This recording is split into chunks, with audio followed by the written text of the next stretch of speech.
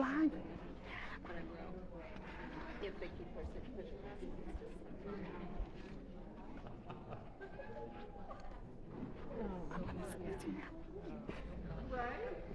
All right, if everyone wants to find their seat yet again, we are moving into our final candidate tonight.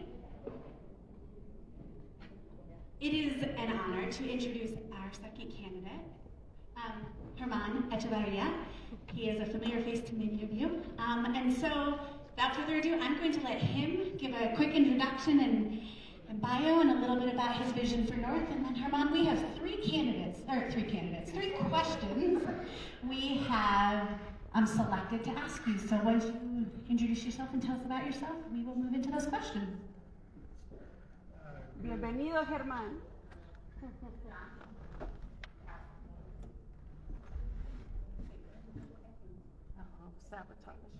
I know.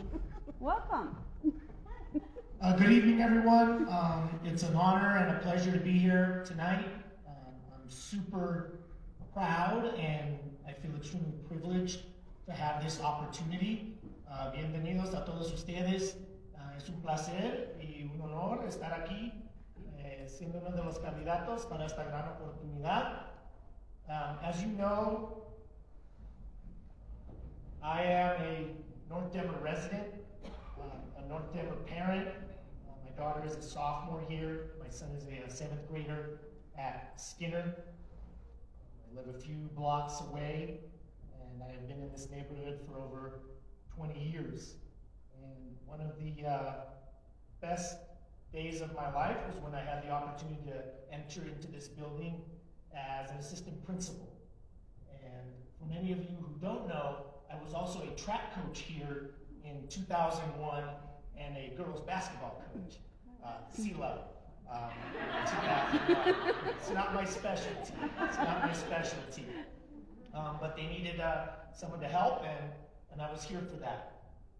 North is a very special place in my heart, not just because it's my neighborhood school and my community, but also because it's part of an organization that I have committed a lot of years of service for. And so I have been in Denver Public Schools since 2001, initially as an elementary school teacher.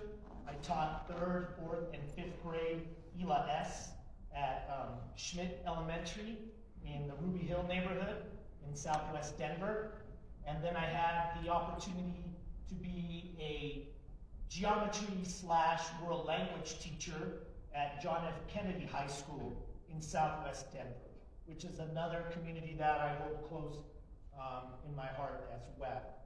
Then I had the opportunity to become the assistant principal at John F. Kennedy High School for 3 years. And then after that, I moved here. And it was probably the best experience of my life as an educator and as a school leader. The students and the families here are incredible. The staff and faculty, exceptional. And the growth that we were able to produce and create and collaborate on as an educational community was amazing. We were able to move North High School from its current rating of red and yellow to green. And that is truly because of the efforts of our teachers and our support staff and our student support staff, and then the commitment from parents who continuously believed in North and the North community and what North had to offer for their students. And if it wasn't here and it didn't exist, we worked collaboratively to then produce it or create it or to find that opportunity for those students. And so after I left North High School, I ended up moving over to Sheridan School District 2, which is back in Southwest Denver, which is like I said, a special place for me. And I have served there as the principal of Sheridan High School for now 3 years. And as you all know, because we've all experienced it, it has been a very intense and busy 3 years. And so we were able to navigate Sheridan High School through the pandemic and come out on the other end celebrating all the great things that came from the pandemic. And Sheridan High School currently is one of the poorest school districts in the metro area. 1 out of every 4 students at Sheridan High School is housing insecure or McKinney-Vento. And we were decades behind in technology and in blended learning. And so for me, the pandemic provided a spotlight on this really huge inequity that was occurring there. And we were able to quickly move to one-to-one, get internet in all our parents' homes, and then really think about what kind of instructional practices and what kind of educational opportunities we needed to start offering our families and students within that community. And so I know that the pandemic has created quite a bit of struggles and issues to deal with, but if I continue to always think about the negative, I'll be blinded to the positive that came from it for a lot of our students and families. So that's who I am. Educator from the beginning, California, LA native, proud son of 2 hardworking Puerto Rican parents, and first generation high school graduate and college student. I love working with youth, especially youth here in the community. I volunteer as a coach for the Junior Viking Wrestling, and then I also volunteer as a baseball coach for the Denver Stars, which is a prominent program here in North Denver that serves many students in this community and some underserved students and kids to play some travel baseball and hopefully come to North. So that's who I am. And so it's a pleasure to be here, and so I guess there are some questions now. Great. So I'm going to read you questions one by one. They're not going to be up on the screen for you. I've also been told that the feed can't hear you, the online feed can't hear you, so talk closer so that everyone can hear you. Copy that.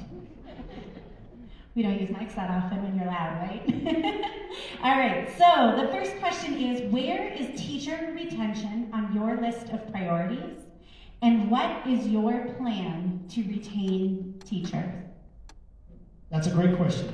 And especially now, as we start moving back into in-person learning and back to traditional educational formats, it's huge, especially nationwide. And we know that there is a current decline in the number of graduates coming out of teacher training programs at the college level.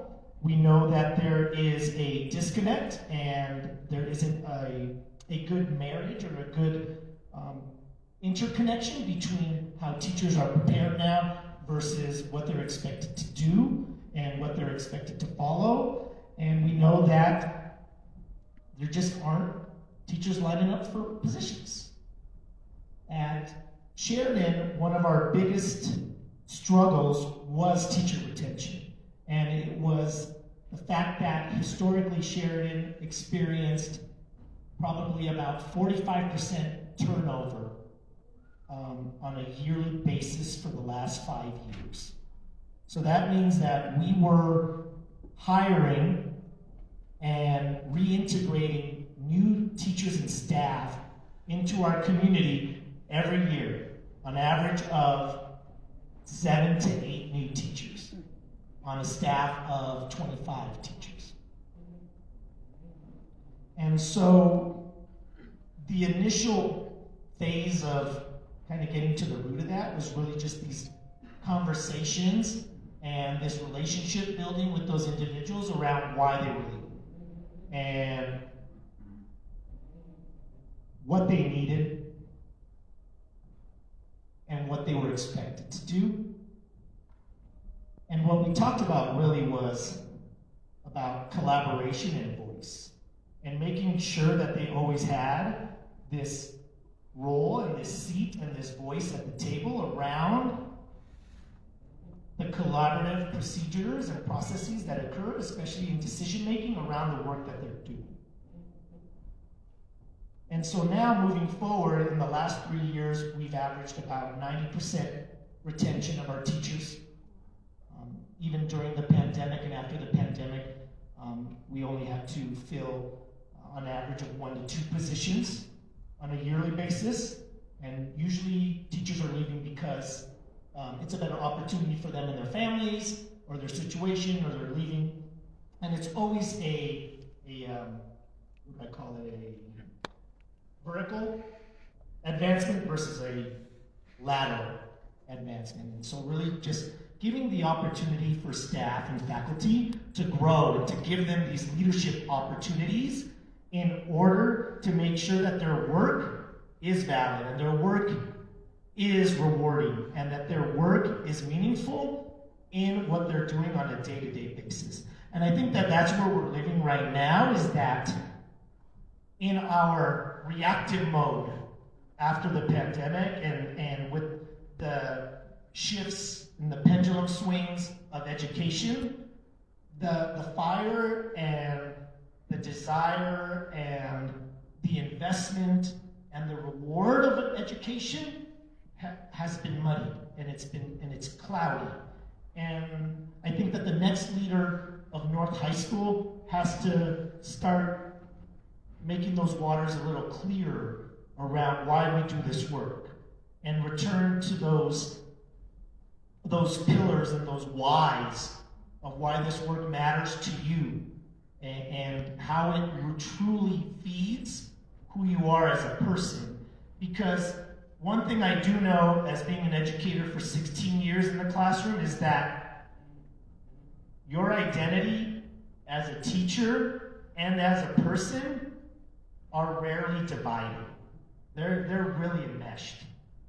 And they really are something that you hold true as a person. And so that work really has to matter, and there has to be something that really drives the why for that individual. Here, I know that it is a very, very large staff, and I know that the number of applicants for any open position at North, even during my time here, is immense. I bet they average 35 to 50 applicants for one position at North High School. And there's a reason why people apply to North, because it's a very special place. And we have to be very diligent around their why as well, and how their ability to collaborate and their ability to integrate into our community and the expectations around our community really fit. And so that is where then the continuous teacher voice and staff voice and community voice really matter around teacher retention. It's probably one of the top 3 issues right now for any principal in any building.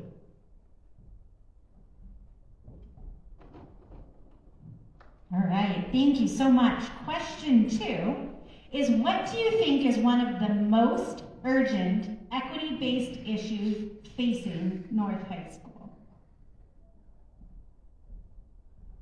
And how long do I have? About 5 minutes. 10 minutes left, about 5 more minutes. Okay, all right. So, as many people who know me, I'm extremely transparent around what I observe and what I believe and what I feel. And usually I'm transparent around things that I have the information about, the data about, and the opinions about. And I'm extremely transparent about how I know that at North High School, we have seen a multitude of shifts And if I was to ask someone today, describe North High School, they'd say, oh yeah, it's become pretty white. And now we have more students that are coming from households of 2 parents with college degrees. And yes, that is true. And there has been some intense gentrification that has occurred in this neighborhood. And that's a fact. But when we look at the data, the raw numbers have still increased in the number of students with IEPs, our multilingual learners, and our students of color. So the percentages have dropped, but the raw numbers have increased with the increase in enrollment. And so then, at the same time, we have to navigate brand new graduation requirements from the state. And as an educator, as an administrator, and as a parent, I have some beliefs around those graduation requirements. And I know that they're set for specific, they're set at specific standards in order to allow our students to have the best opportunity when they leave high school. But I also believe them to be inequitable. And I believe that currently it will create a larger expanse between what we say the haves and the have-nots. And so the biggest inequity for me right now is the actual multilingual supports that we're providing within our instruction for our students who are already here at North High School and in Denver Public Schools substantially behind their peers. Thinking about how we integrate writing across all curriculums in order to close that gap. And then really thinking about the supports that our students with individual education plans receive in order to meet those standards. Because as I then express to students as well, is I don't have the power right now as an individual to change that. But what I do have as an individual of color who has had to navigate the educational system is that I as well can help you navigate that. Until then you are in a position to join me to create a larger voice of change. And so for me, that is one of my biggest areas of focus, even at Sheridan now, where we literally needed to start from scratch some of the work that North had already been preparing for our students around those graduation requirements and competencies. I also think and know, and I'm ready and I'm prepared to engage in that work, is around how we then identify and have these real hard-hitting conversations with our students around what their goals are and what their plan for the future is. Especially when we're talking about so many different opportunities that they have before them. And then that helps them navigate those competencies even at a more detailed level. Thank you. And then the final question that you have about 3 to 5 minutes for is, what is your approach to student culture and behavior management? So, once again, having the privilege of working in a Denver public school and working in Denver public schools for so long, working at 2 high schools where restorative practices was the moniker, right? The lighthouse around how we engage with each other, students to student, student to adult, adult to adult, community member to community member. And when I initially started here at North, it was still in its development, and it was still working through some of its issues.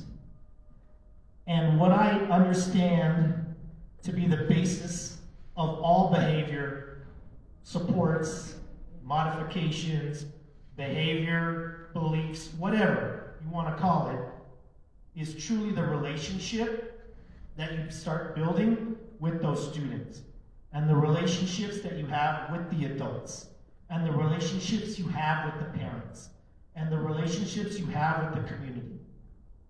And then we truly then have to define a collective understanding of what restoration really means. Because if I ask every single individual what restoration means to them, it is different. And restoration is something that's very difficult for people to engage in if there has been personal harm done. And that is the skill around behavior and relationships that even adults need practice with. So if we need practice with that, how many opportunities and how many practice sessions will students need whose frontal lobes are still developing? I truly believe that every student should have the opportunity to restore harm. And I believe that every adult has the opportunity to restore harm. And those are hard conversations, and they take a long time. But they're easier when you know that that student is struggling with a family matter. Or you know that currently they are dealing with some type of mental health issue. Or that's easier when I'm working with an adult who has an ill family member at home. And that's all based on the conversations and the real connections that we make. And then once that true definition of restoration is created, then what is our unified expectation around what does it mean to be a Viking? And how do we represent ourselves, each other, and how do students then set the bar for themselves based on what we collectively have agreed upon? Because it's inequitable to not have high standards for all our kids. It is inequitable. And we need to make sure that the standards are there with the appropriate supports and the appropriate opportunities and the unlimited time to work on it. Because we're still working on it. I'm still working on it. Thank you so much. Let's please give Ramon a round of applause for spending his evening with us. We've asked both candidates to stick around for a few minutes just in the lobby once we wrap up tonight. If you want to talk with them one-on-one really briefly before you head out. But before you head out, one of the things we are going to ask you to do is either use the bit.ly down at the bottom, which is a web address for you to fill out, a Google form, or that QR code to give us some feedback on the two candidates tonight. One of the things about this is we will be taking this information, similar to how we took the information from the virtual presentations and your feedback, and we will use that to submit that to Dr. Marrero, the superintendent, as they make the final decision for the leader. So your input and feedback is really, really important here because community voice really matters. So while you are filling that out, the last thing I would like to say is thank you so much for spending time with us tonight and being a part of this process. It's really, really important. I'm really grateful that this has streamed live as well. I didn't even think of that. Technology at its finest tonight. We are in the 21st century, friends. But please fill this out, give us the feedback. Again, your voice really matters, and thanks so much for coming. Have a good night.